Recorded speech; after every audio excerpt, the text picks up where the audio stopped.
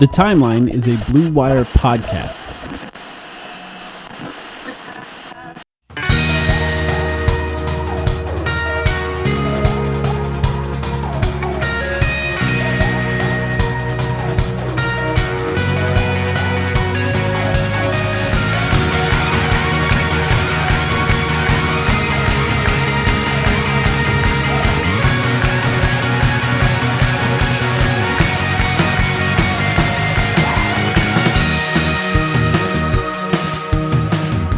Welcome to the Timeline of Phoenix Suns podcast. The Suns are now up 2-0 on the Denver Nuggets on the same day that Nikola Jokic won MVP. My name is Mike. I'm here with Sam. Sam, how you doing? And it's not 2-0. It's 2-0 in convincing fashion. Yeah. Mike, I'm doing great. And I'm on the cusp of starting to wonder, like, tonight's game was surreal, honestly. With how long we've been covering the team, not just covering the team, but just watching the team as fans. I know we've had this moment, like, at various points throughout the season of, is it real? Is it real? Are they contenders? Are they contenders? But, like, holy shit. Tonight was just another bridge we crossed of just this surreal moment of, what am I watching? Incredible. Chris Paul had 17 points, 15 assists, and 0 turnovers.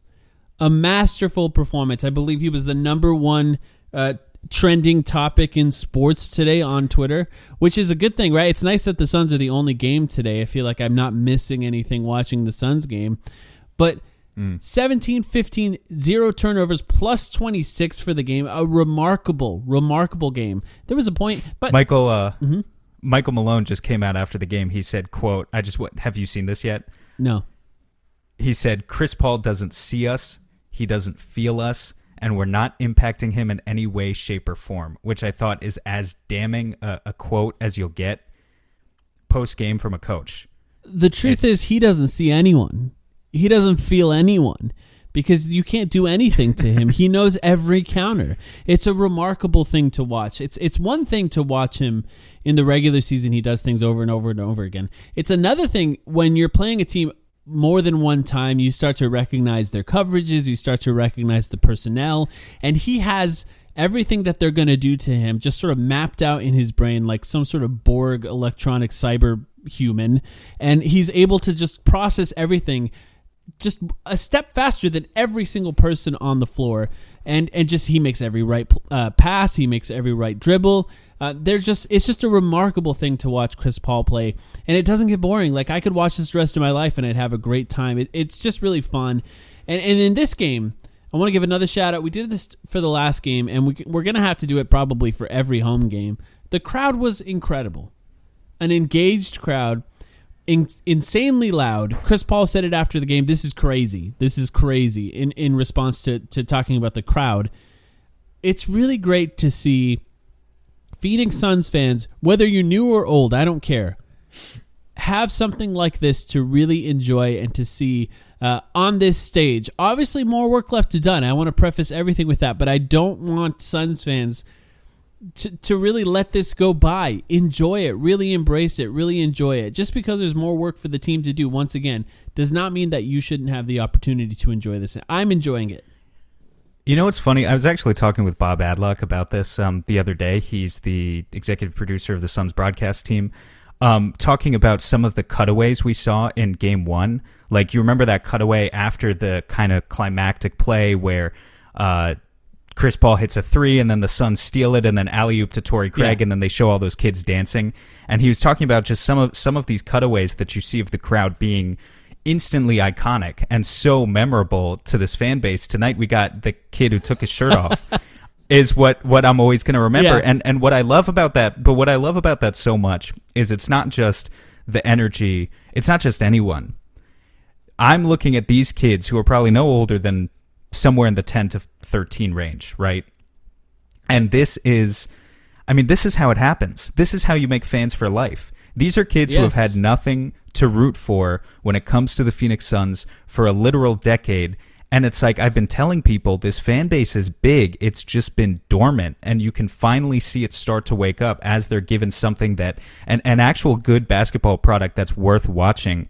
This has just been a tremendous, memorable run. And similar to, you know, how I still parade around in my Steve Nash jersey as if it's some treasured item 15 years later, because he was the guy, he was the figure who got me into basketball. Regardless of how this ends, I'd like to believe that that's kind of what Suns fans will be doing, young Suns fans today, with Chris Paul 10 or 15 years from now. The way the guy is playing, he has a chance to be a true icon, a legend in Suns history, and that doesn't matter if he's only here for one season or if he's here for 3, 4, 5. Yeah. He's playing that well, and this run has just been that memorable. There will be a lot of heroes born on this playoff run. There will be people that Suns fans will remember for the rest of their life on this run. And I keep taking a step back. This game specifically, I think when the Suns are up by enough points, you have an opportunity to sort of reassess the entirety of the team and not really just have to really dig into the analysis of a single game, which we will still do. But I keep taking a step back and just really appreciating that even teams of old, and I say teams of old, I've only been a fan since 2005. I've been an NBA fan my entire life, but I didn't move to Phoenix until 2005, so I had an opportunity to really enjoy all of those Nash teams. Those teams skated by on offense, and they were amazing at offense, but this team is so complete in what they do defensively, and it took them a while to click offensively, but once they did, they became so complete offensively. The fact that this team is capable of doing both of what they did in this game to the Nuggets is just remarkable. They did everything right defensively, literally everything right. I mean, the Nuggets still scored some points, but 98, they kept them under 100 points. And then to still go on the other side of that and score 120 points with ease, and that's what Devin Booker is scoring 18 points. Like, he didn't even get over 20 points, and he was not worrying about it at the end of the game, I can tell you that much. He looks very comfortable on that bench. The fact that they can do both of those things at this high of a level in the playoffs, mind you, right? There were times people throughout this season doubted the Suns.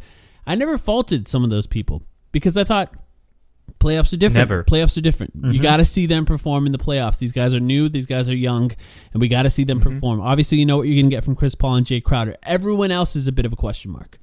Not anymore. So far, every single other player is performing at the peak of their powers at the exact right time, and they'll have to continue to do it in order to make the finals. And I'm saying that for the first time on this podcast. In order to make the finals, they'll have to continue to do that.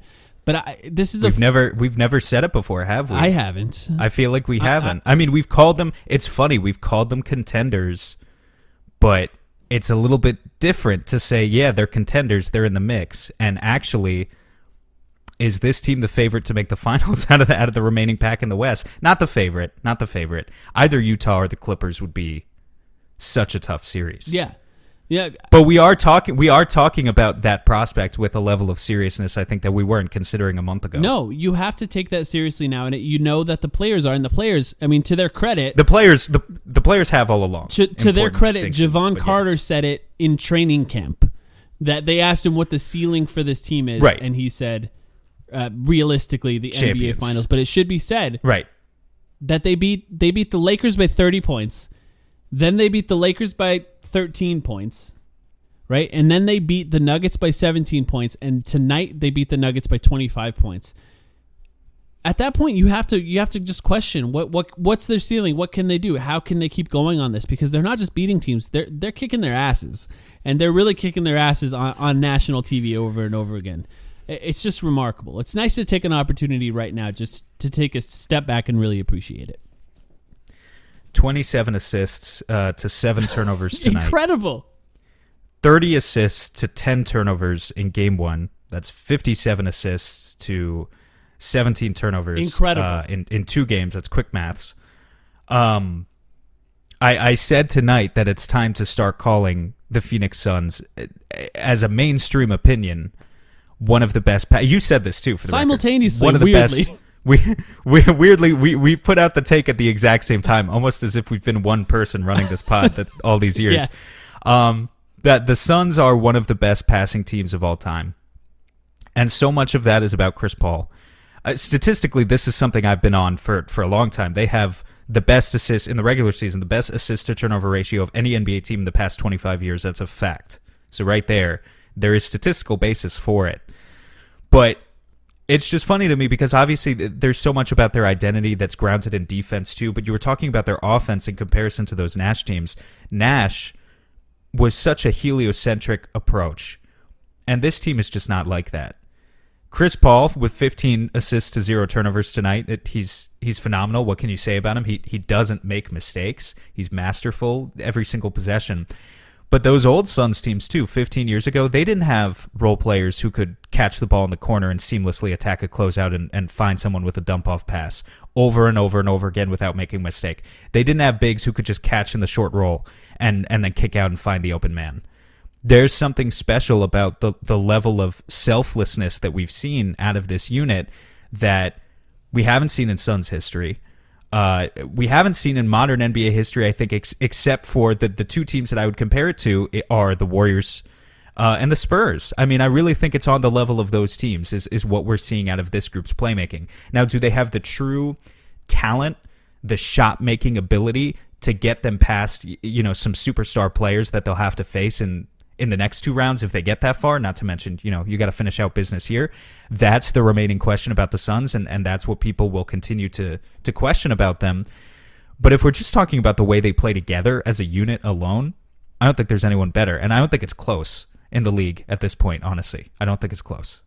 There were times this season that you and I would get frustrated with people calling someone like Mikal Bridges a 3-and-D player, or even Cameron Johnson, calling someone like Cameron Johnson a 3-and-D player. Because we would commonly say they're not that. There's something more than that. I mean, you could probably say that Jay Crowder is that. That's probably the closest guy on the Suns to that. But like Mikal Bridges in particular, who had another good game tonight, not perfect shooting from three, but beyond that, a very good game. 16 points, I believe, is what he ended the game with. 5 for 12 shooting. A great game, efficient game. He does so much more than that. He's able to attack closeouts. He can make the right reads on passes, even if they're just sort of that middle pass. Maybe it doesn't turn into an assist. Maybe it's a hockey assist. Maybe it's not even that. Maybe he's swinging it from the right corner, and it takes 3 passes to get to the left corner, and then it's wide open. But understanding how to make that read immediately without hesitating, that's a skill too. And I think all of these guys, they put together skilled players. They're not just they're not just put into a role where they only have to do one thing.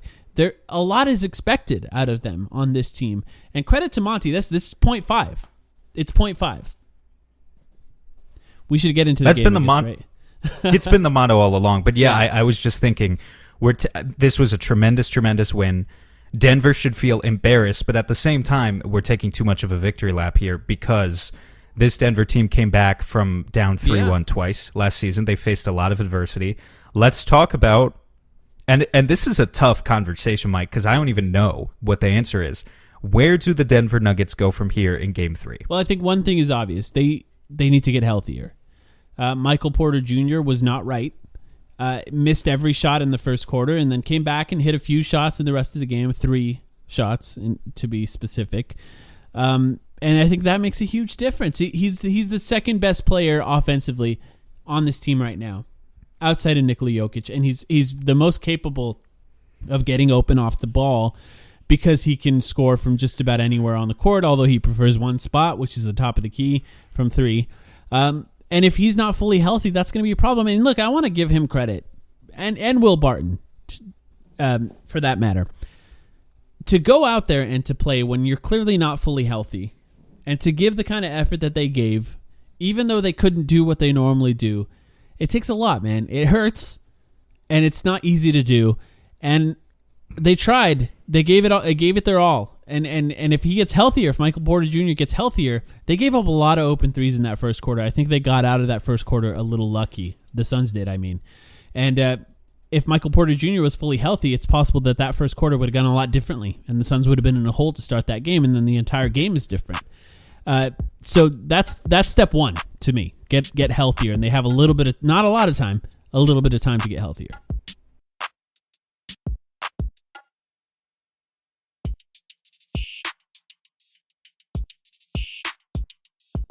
They shot 33% from deep, 40% from the field, 60% from the free throw line. And an overall poor shooting performance, so that was a factor, obviously. It's tough with MPJ because he's such a young player. It's the same sort of reaction that I think I would give to Suns fans if, and thankfully this is not the case, if DeAndre Ayton were playing poorly in his first playoffs. It's his first playoffs.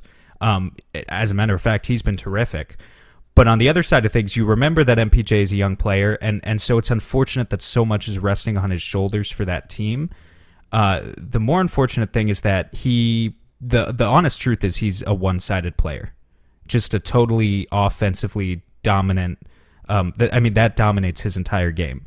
And he's contributing right now nothing for them on the defensive end. And the Suns are tactically finding ways to exploit him possession after possession on defense.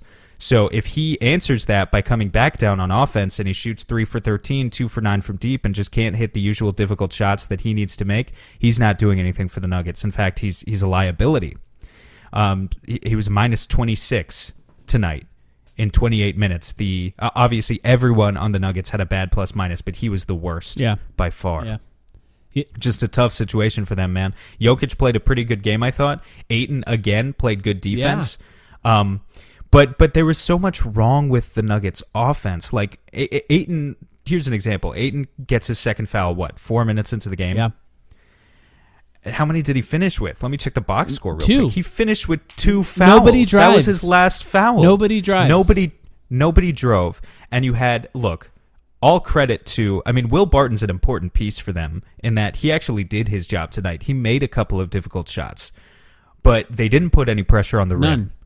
Jokic was not able to draw the fouls that he wanted against Ayton just one-on-one. So someone else had to take control and try to get Ayton in action, get him in space, and then attack him and force him into foul trouble. They should have understood from 4 or 5 minutes into the game that that was their best chance of winning this game.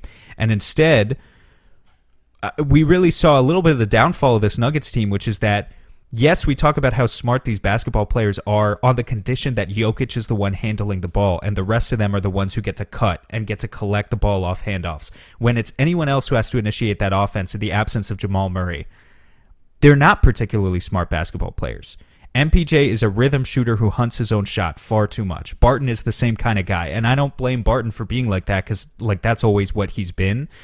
But again, you got a second foul on DeAndre Ayton. You had the opportunity to attack him relentlessly, and instead you had a bunch of guys hunting their own threes when they should have been getting the ball to Jokic and trying to cut around him and find ways to attack Ayton. They just weren't capable of doing it. And I'm sure, that among many other things is what Malone is telling them after this game. But it's just like, after game 1, that was a bit of a rough loss for the Nuggets. We talked about the adjustments that they could make kind of being schematically like little things that they could tweak on defense. There's nothing they can tweak here. There's so much that went wrong. Yeah. And it's just a lot for them to have to fix now as they go back and try to defend their home court in the span of 2 days. Yeah.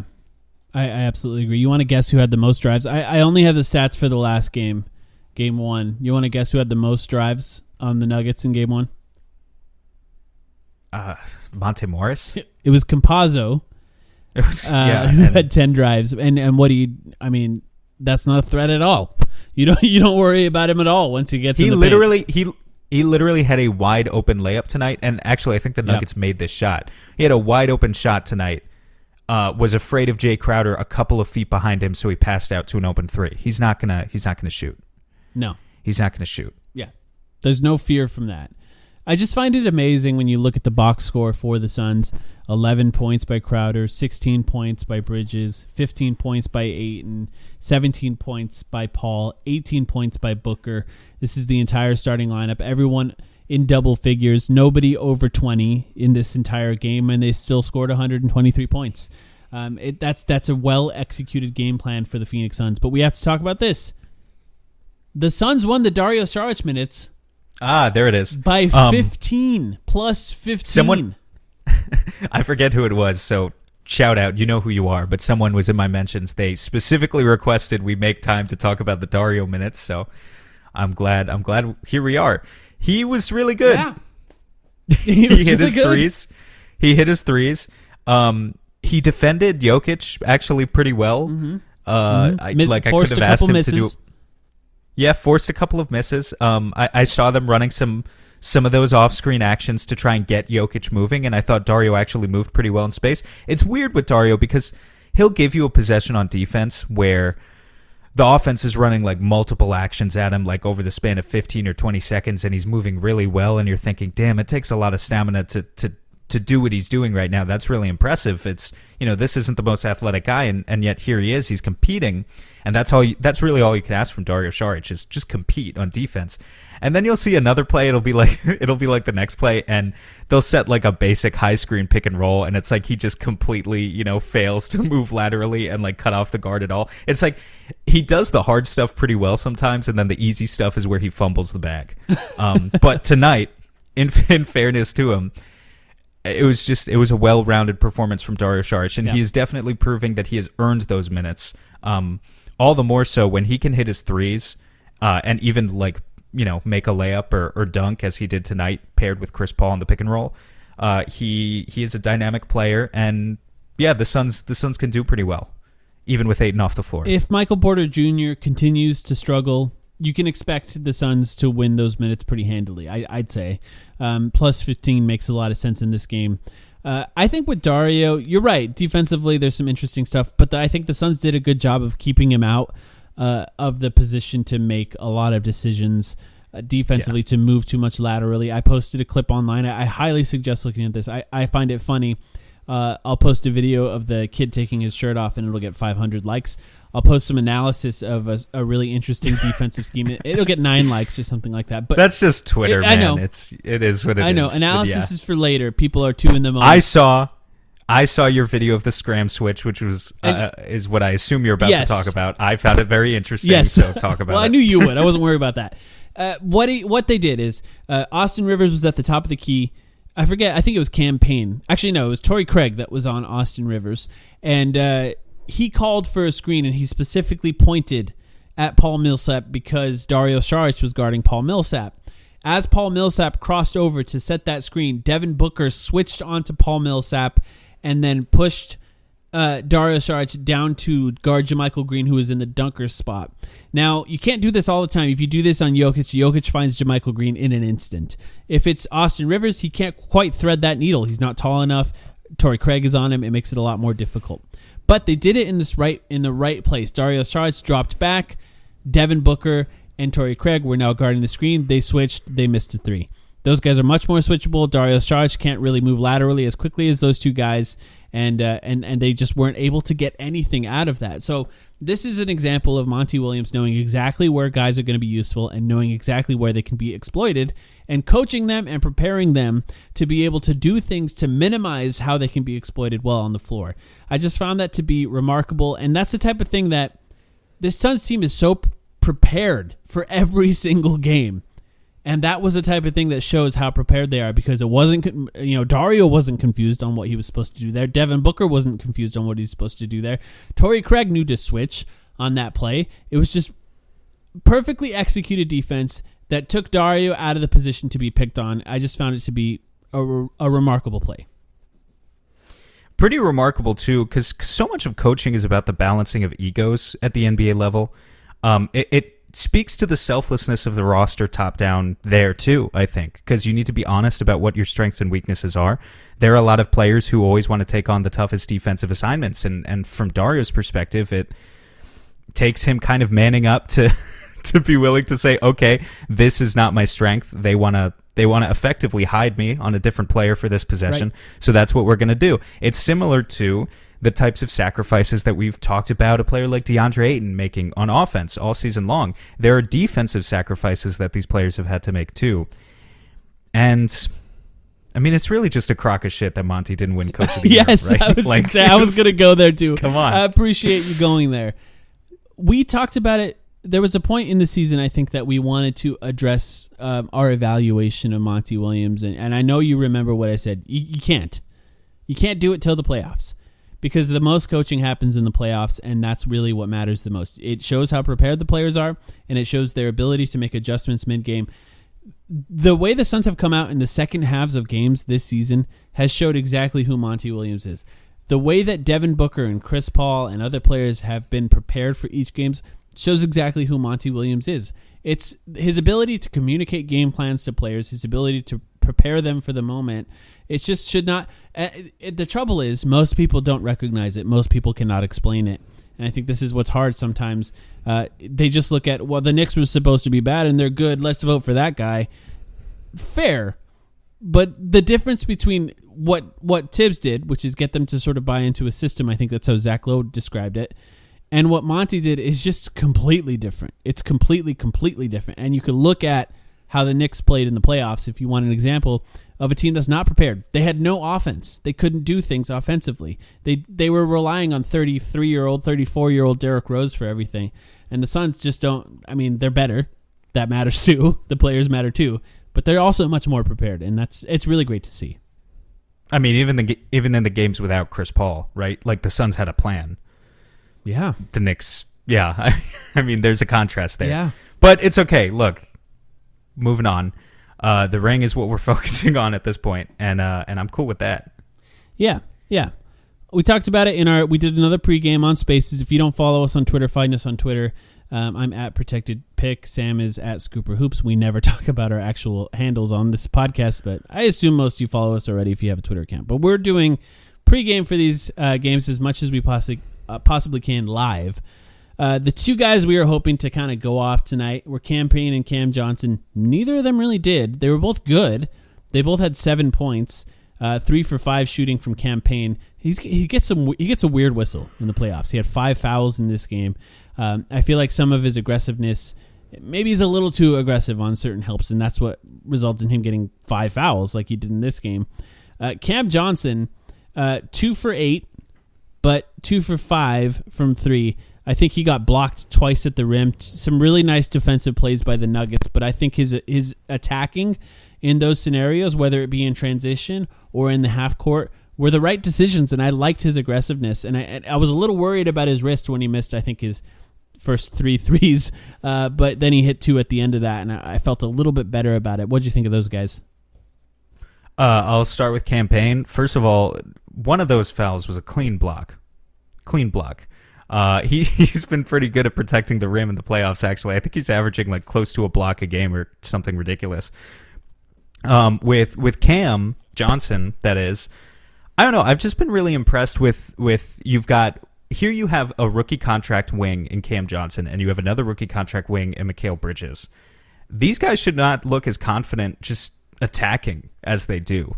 And I think that's just one more example of a way in which Monty has really prepared them throughout the season. He's made sure not to reduce their roles just to that boring 3-and-D corner shooter, but to encourage them to expand their palette a little bit and attack in other ways in the regular season in a way which has paid dividends now in the playoffs. And we saw it a little bit from Cam. I know he didn't make any 2s tonight, but even just dribbling and putting that pressure on the defense is valuable in some sense. It sucks in a little bit. It provides a sort of sense of gravity. Mikal is the guy who had more success with it tonight. We saw what's becoming like his patented mid-range jumper at this point. But also, what else did he do? Well, he also there was that one play where he attacked and he went all the way twice. Maybe it happened twice. I only remember that one time, but I guess twice he attacked and went all the way, absorbed the contact, and got to the free throw line. That's a very look at that. Yeah, very, very important development there for Mikal Bridges, because we know his mid-range shot is unblockable. We know that he has the ability to score in multiple ways, and I think that's going to be valuable in the future. The only way Mikal Bridges ever unlocks like star potential as an offensive player is if he really embraces getting to the free throw line and understands that he has to put pressure. He has to put fear in the hearts of his opponents, essentially, that they could be put into foul trouble if they play him too close. And he started to understand that. Yeah, he started to understand that a little bit tonight. It's just when he attacks a closeout, everyone is scrambling. Everyone is out of position because he gets so open on some of these passes. So when he attacks that closeout, everyone's out of position. So he can draw fouls relatively easily. It's not quite the same as when Devin Booker or Chris Paul have the ball. Everyone's sort of locked in. when Mikal Bridges catches it, it's usually on the weak side and everyone's scrambling. So you can get free throws out of that. And in this game, he got 4, which is not a lot, but it's also the most of any Suns player. So he did relatively well, tied with, by the way, DeAndre Ayton, who's been amazing this entire playoffs at pump faking, getting guys out of position, and then going up with the ball and getting fouled over and over and over again. Another remarkable performance by him. We don't have to dwell on it because I think we're going to continue to talk about it with every single game. I just want to say one thing. I know we're getting close to how we normally end these around half an hour. How fun is it to cheer for Jay Crowder? 3 for 4 in this game. When he's hitting shots, it's like, what do you do? What do you do defensively if you're the other team? But he gets in people's heads. And all of his threes are momentum swings. Right. And it gets to the point, he's getting in Aaron Gordon's face and you want to cheer for it. And he's amazing, man. What, like, the best possible signing I think the Suns could have made using their MLE this past offseason. Yeah, perfect. A perfect fit for this team. A culture-changing type of player. The Suns are really good tonight. It's fun to have a post-game podcast where we can just gush about how fun they were. And like, look, Devin, we didn't even talk about Devin Booker, who ended the game with 18 points, 10 rebounds again, by the way, multiple double-doubles with rebounds. And I think some of that comes from just guys boxing out and letting him get the rebound. But he's still doing well. On the Russell Westbrook. Yeah, I think they are doing that a little bit with him, which I think is smart. I mean, grab it and go. Also, only 2 turnovers in this game, which I think is sort of it's like a weather balloon for, like, it's something that you can really count on for the Suns. How good they're playing is how many turnovers Devin Booker has had, even though they've won when he's had 5, like in the last game. That 2 turnovers is good for him. So I just thought it was remarkable that they could do that well with him only, 14 shots, 18 points. It's really great to see. You got anything else before we go here? No. I mean, like, what can I say other than that this was just an amazing team performance by the Phoenix Suns in what has been a remarkable, memorable run. It's just been really fun for us to cover. Can't let your foot off the brakes yet, though, or your foot off the gas. Sorry, it's really late here, so I'm like struggling to put thoughts together. But we got Game 3 on Friday. I'm hyped for it. We'll be on Spaces. Just like you said, follow us on Twitter. If you do not follow us on Twitter, because that is the only way you will be able to find us on our pregame spaces, where I imagine we will break down what the hell we think the Nuggets are even going to do. I need a couple days to think about it. They'll have home court advantage at that point, and that will help them. Obviously, they have the altitude. They'll have the fans. Maybe they get the refs on their sides a little bit in that game, and that could help them a lot. So that's going to matter. Some podcast news for us. I'll be in Colorado. I will not be going to the game, unfortunately, but I will be out of town. I'm taking all of my podcast stuff with me. So the goal is to record from out of town for these next 2 games while I'm going to be out of town, and then I'll be back after that. Hopefully it's the last 2 games of this round, obviously, and they just sweep. But I will do my best to make sure that we are capable of still putting out content for these last 2 games. We haven't even thought about that. What if they sweep the Nuggets and then just the Jazz and Clippers, we get to watch them beat the shit out of each other for 7 games, and while the Suns get like a week-long break? That would be pretty amazing. I mean, the fact that we did not yet bring up Chris Paul's health is a really great sign already. But boy, would that help even more, because he looks great. We'll be back soon.